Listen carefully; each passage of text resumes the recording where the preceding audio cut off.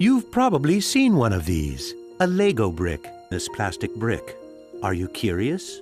Let me tell you how it all began. Many years ago, there was a skilled and hard-working carpenter named Ole Kirk Christensen.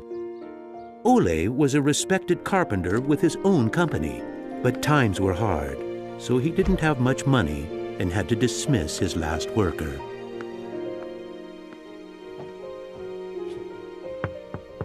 Come on in. I've closed down the workshop and packed my things. Thank you. I suppose I'd better write you a paycheck.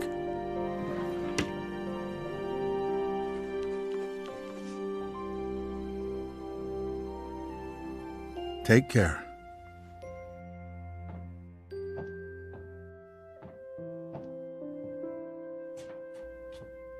Well, that was the last one. I just didn't imagine that it would come to this. I know. It's hard to understand.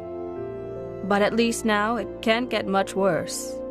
But it did get worse. Shortly after, Ole lost his wife. But Ole was a special person. He wasn't the type that gave up.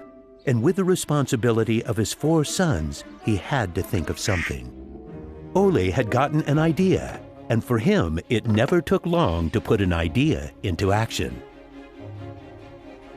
Ole's little invention made his boys so happy that he thought maybe he should start making toys. Ole decided to give it a try. Luckily, he had saved up a lot of wood from the carpentry production. He could now use it to make toys. Time passed by, and even though Ole was a skilled carpenter and had a good eye for quality and detail, sales were very slow. Luckily, one of his sons, Gottfried, started helping out his dad after school. Together, they just barely managed to keep up the production. Eventually, word began to spread that wooden toys of the finest quality were being made in the little workshop in Billund. One day, a man drove into town, a man who would change Ole's future. He was a wholesaler from Fredericia. I've heard that you're making some very nice wooden toys. Well, one does his best. The wholesaler was very impressed with all the wooden toys and placed a big order before he left. Now there's finally someone who can see the opportunities in what we're doing. Look at this. The wholesaler wants to put a lot of our toys into his store for the holidays. It's going to be a good Christmas this year, but we'll be busy. Now there was a lot to do in the little workshop, and Ole could rehire his former workers. Ole only used the highest quality wood, which was hand-picked and very carefully prepared. They worked day and night to get the order finished, so the wholesaler could get the toys out in stores before Christmas. Is there something wrong, Dad? I'm afraid that we're in big trouble. In the middle of their work, Ole received a letter saying that the wholesaler had filed for bankruptcy and couldn't buy the toys that he had ordered. But what are you gonna do? What about Christmas? Now we can't even afford food? I'll do it. What are you gonna do, Dad? I'll do it myself. I'll drive around selling the toys.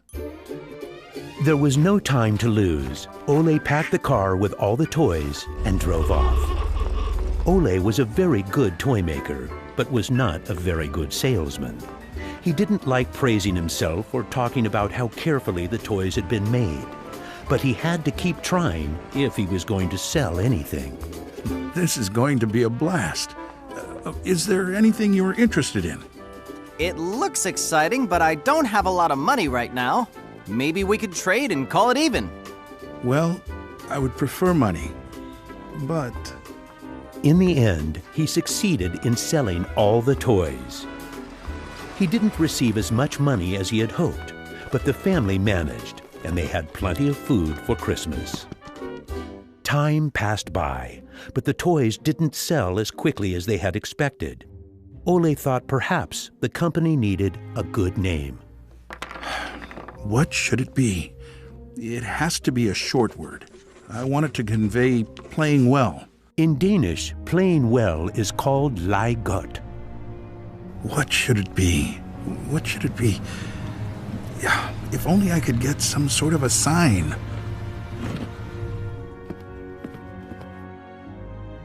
Lego. As you can see, Ole himself ended up finding a very suitable name. But what he didn't know was that in Latin, the word Lego means I put together. The name Lego was well received, and the company slowly started to move forward. We have made 3,000 crowns this year, and we have more orders than usual. Did you say 3,000 crowns? Then you need to see what I've been looking at. Even though Gottfried wasn't comfortable spending money on a milling machine, he could see that it was useful and that the quality of the toys improved. Could you finish the last batch and get it ready for shipping? I will. Dad, I've saved a lot of money for the company today. Really? How? I figured we could save money in the lacquer, so I only coated the ducks twice instead of 3 times. You what? Unfortunately, Gottfried's idea didn't go over well with Ole. Ole made Gottfried unpack all the ducks himself, give them the last layer of lacquer, and bring them back to the train station. Ole believed in high quality and not cheating his customers. When Gottfried returned, Ole explained that that wasn't the way to create a good brand. This little lesson opened Gottfried's eyes to the fact that every detail matters, and only the best is good enough. In the late 1930s, Lego was making a profit. Even when the Second World War broke out, they tried to make the best out of a difficult time. It seemed nothing could go wrong. But a stormy night in 1942 changed their luck.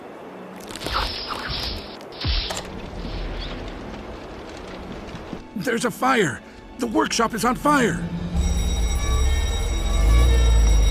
But when the firemen arrived, they were unable to save the workshop. It burned to the ground, and all the drawings and models were destroyed. Ole was beginning to lose hope. All that he had worked for was gone, and he almost lost his company.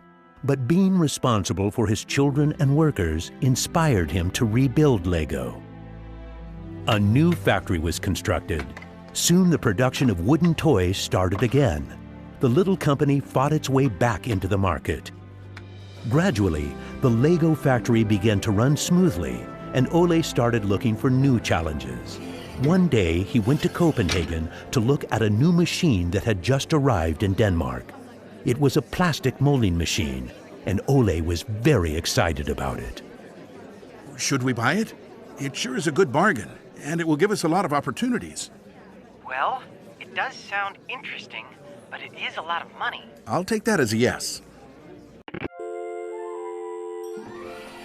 When the plastic molding machine finally arrived, Ole started making little plastic teddy bears and rattles.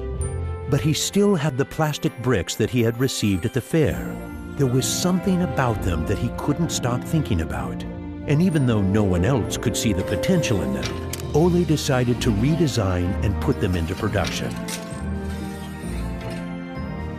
But it was when Lego first launched the Gray Ferguson tractor that the plastic toys became a success.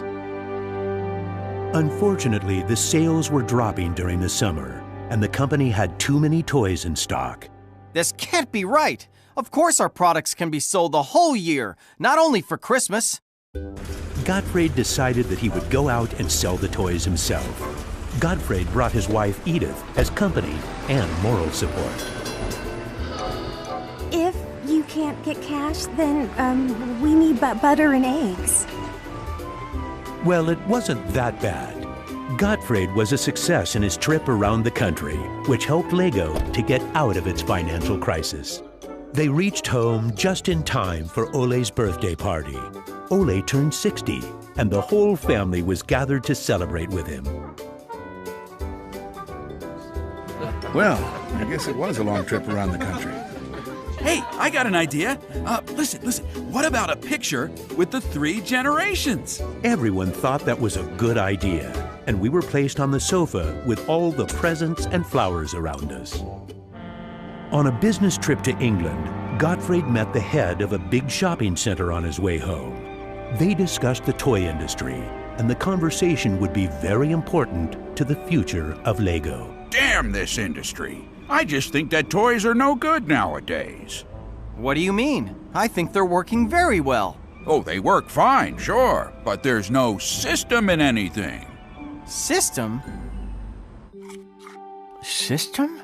There isn't any system. What in the world are you doing, Gottfried? There isn't any system. The toys need an idea and a system built around it. I want to put system into play. Children have only been offered ready-made solutions. They need something different that will strengthen their imagination and creativity. So you're trying to put Lego into a system? Interesting. That same year, Lego started producing the first Lego system of play. Children could now build houses from the Lego bricks. The town plan gave play a realistic town setting, and with this, children learned about traffic safety. My sisters and I could play with the new Lego system for hours.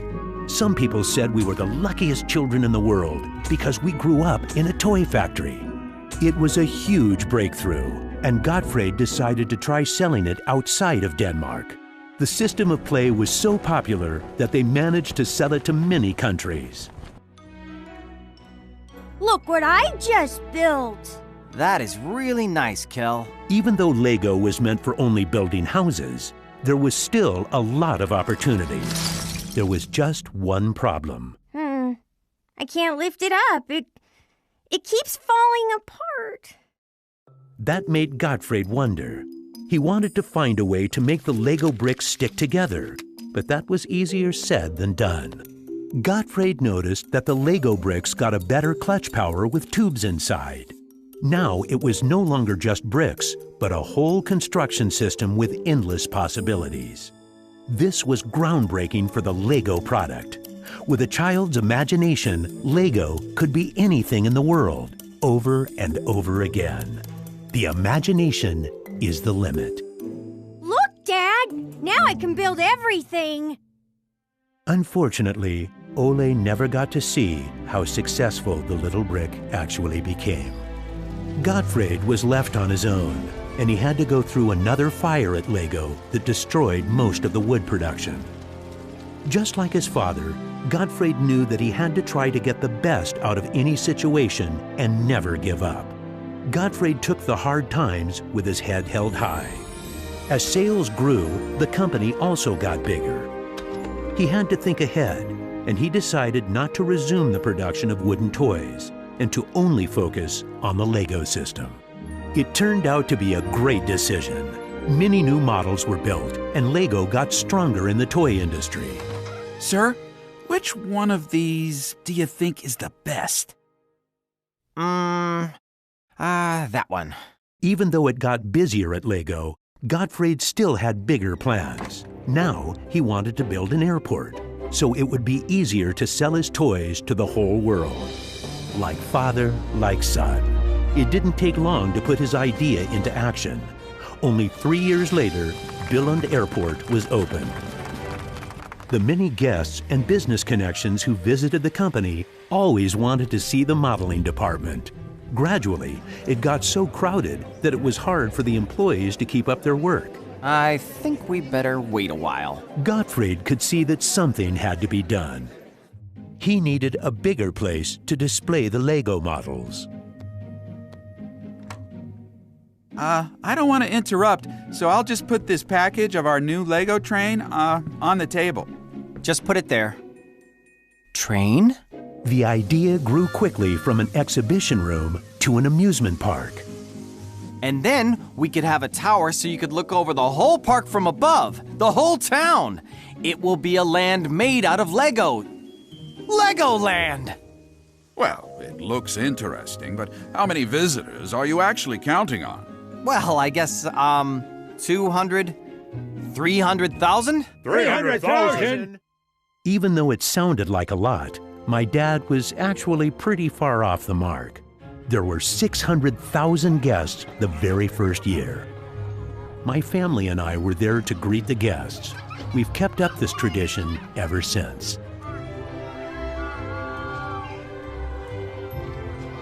Now you know how it all began.